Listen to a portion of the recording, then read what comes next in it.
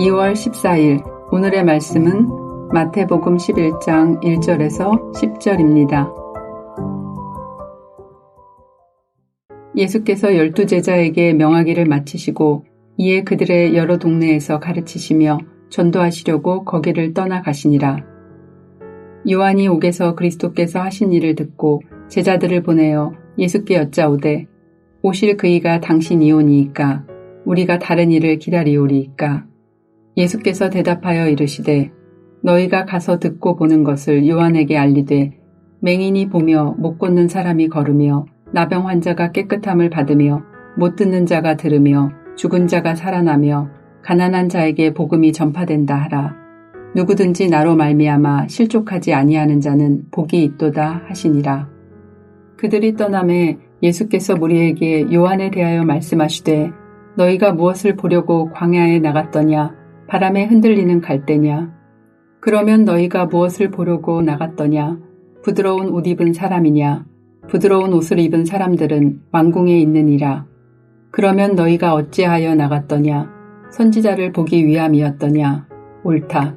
내가 너희에게 이르노니 선지자보다 더 나은 자니라.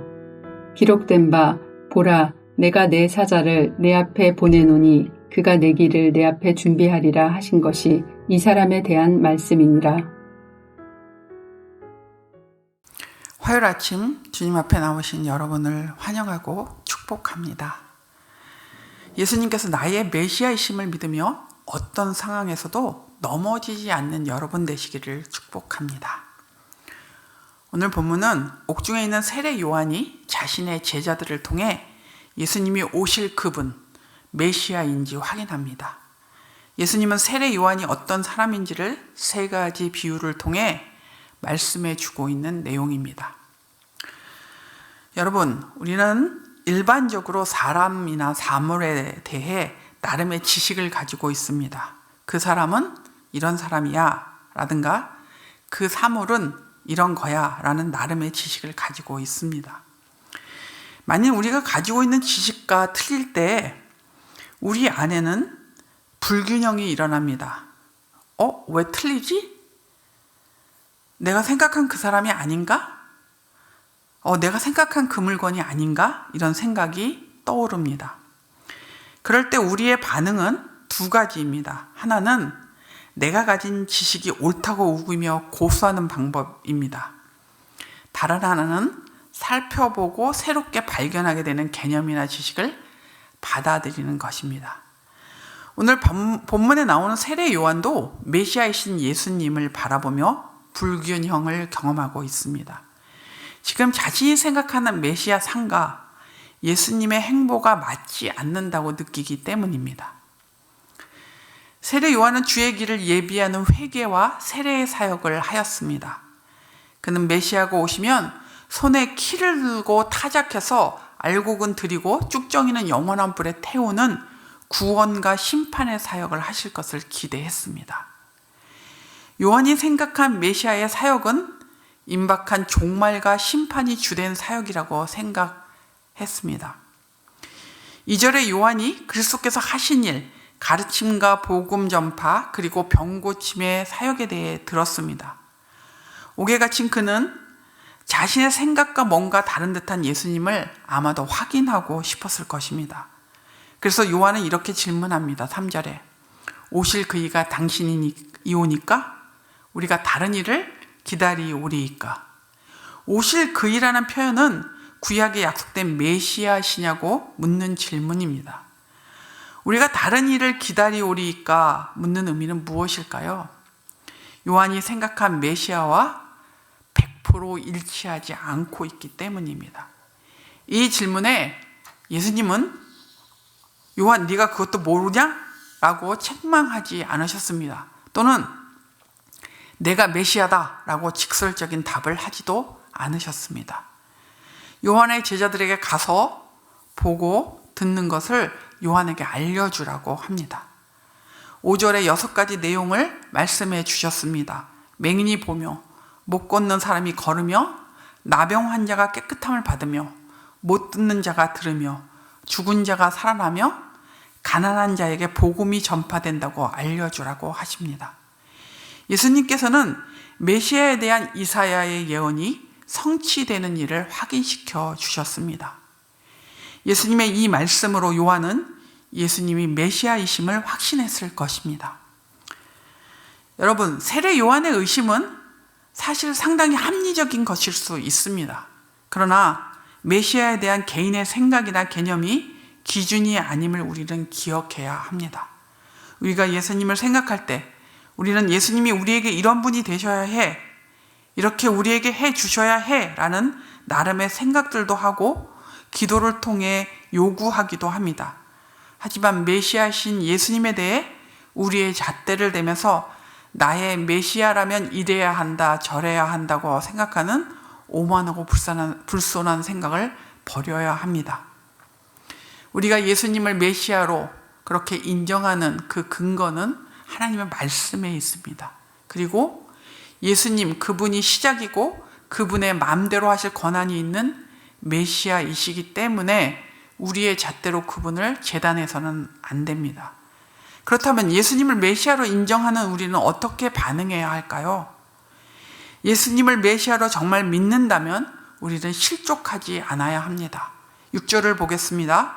누구든지 나로 말미암아 실족하지 아니하는 자는 복이 있도다 하시니라.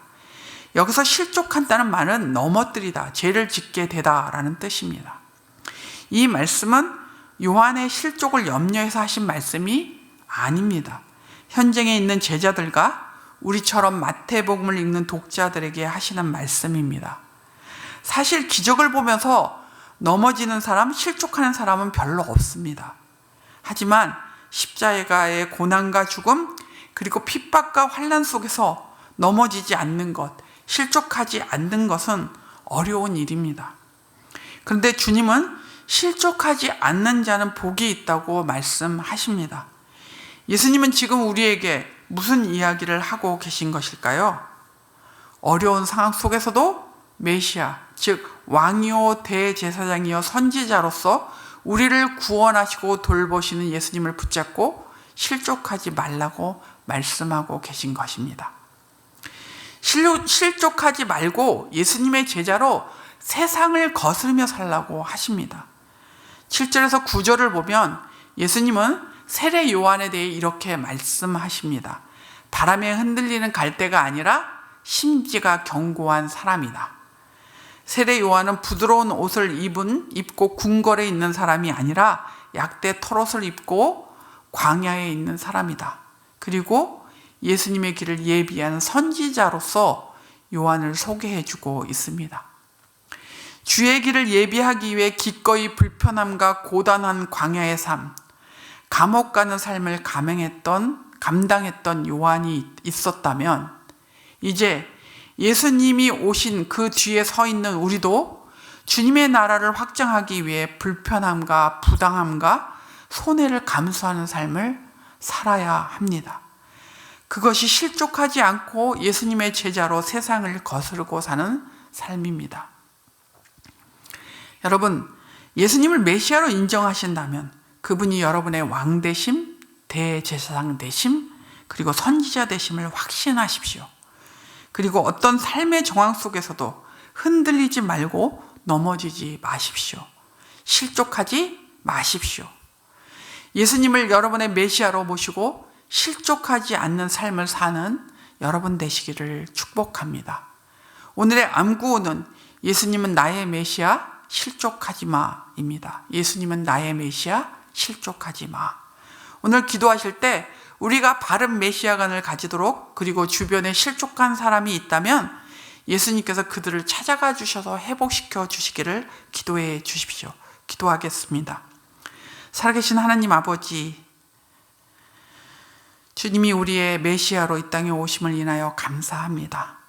오늘도 그 예수님이 우리와 동행해 주시기에 하나님 왕이신 예수님, 그리고 대제사장이신 예수님, 선지자이신 예수님을 따라 오늘도 걷겠습니다. 하나님 우리를 도와주시고 특별히 우리가 예수님에 대하여 바로 알지 못하고 우리의 잣대로 예수님을 한계상을 짓거나 또 잘라내고 그렇게 믿지 않도록 주님 더 폭넓은 조망을 우리에게 허락하여 주셔서 메시아 되신 예수님을 더 넓게, 더 깊게, 더 높게, 더 폭넓게 주님 이해하고 또 알고 그리고 누리며 사는 저희들 될 수 있도록 은혜해 주시옵소서. 이 땅을 살아가면서 우리는 실족할 일들을 만날 때가 있습니다. 그럴 때마다 주님 우리를 붙잡아 주시기를 기도합니다. 그리고 하나님 우리가 믿음으로 메시아 되신 예수님을 붙잡고 믿음으로 그 실족할 수 있는 상황들을 잘 넘어가며 승리하는 저희들 될 수 있도록 도와주시기를 기도합니다. 그것이 제자의 삶이라면 기꺼이 하나님 손해보더라도 부당하더라도 그리고 하나님 억울하더라도 하나님 그렇게 받아들이며 믿음으로 살 수 있는, 그리고 천국의 소망을 바라보는 그런 은혜를 우리에게 허락하여 주시옵소서. 오늘 하루도 주님 저희들이 살아갈 때 만남의 복을 주시고 사람들에게 주의 사랑과 주의 복을 나누어 주는 삶을 살아가는 저희들 되게 하여 주시옵소서. 특별히 기도합니다. 하나님, 튀르키예 지진으로 인해 튀르키예 지역과 그리고 시리아 지역에 많은 이재민들이 발생했고 많은 사람들이 죽었습니다. 하나님, 가족을 잃은 사람들을 위로해 주시고 아직도 아버지 건물 잔해에 깔려 구호를 기다리는 사람들을 불쌍히 여기셔서 구호 활동이 활발하게 이루어지게 하여 주시고 그 땅에 주님이 주시는 회복이 일어날 수 있도록 은혜해 주시기를 원합니다. 주의 긍휼로 자비로 하나님 붙잡아 주시고 은혜해 주시옵소서. 하나님 이 기회가 그 땅에 복음을 다시 회복시키는 기회가 되기를 간절히 소망합니다. 하나님 우크라이나를 기억하시고 전쟁이 우리가 생각하는 아니 하나님이 계획하고 계신 그 계획보다 더 빨리 끝날 수 있도록 그 기간을 단축시켜 주시기를 주님 앞에 기도합니다. 하나님 도와주시고 은혜 베풀어 주시고 불쌍히 여겨 주시옵소서. 주님 나라와 임족을 붙잡아 주시고 믿는 자들이 깨어 기도하며 하나님 앞에서 겸비하여 하나님을 기쁘시게 하는 나라로 만들어가는 그런 은혜를 허락해 주시기를 기도합니다. 믿는 자들이 먼저 있는 자리에서 정의와 공평을 실행함으로 하나님의 자녀다운 삶을 살아 이 땅을 새롭게 하며 회복시키는 일들을 감당하게 하여 주시옵소서. 주님, 기도하기는 이번 주말에 청년 일부가 수련회 갑니다. 사랑하는 청년들을 붙잡아 주시고 아버지 은혜의 시간이 되게 해주시며 예수님을 더 깊이 만나는 시간, 서로 또 아주 친밀해 주의 은혜 안에서 친밀해지는 시간 되게 하여 주시옵소서. 오고 가는 모든 여정에 주께서 은혜 베풀어 주실 것을 믿습니다. 감사하며 예수님의 이름으로 기도합니다. 아멘. 하늘에 계신 우리 아버지여, 이름이 거룩히 여김을 받으시오며 나라가 임하시오며 뜻이 하늘에서 이루어진 것 같이 땅에서도 이루어지이다. 오늘 우리에게 일용할 양식을 주시옵고 우리가 우리에게 죄진 자를 사하여 준 것 같이 우리의 죄를 사하여 주시옵고 우리를 시험에 들게 하지 마시옵고 다만 악에서 구하시옵소서. 나라와 권세와 영광이 아버지께 영원히 싸움나이다. 아멘.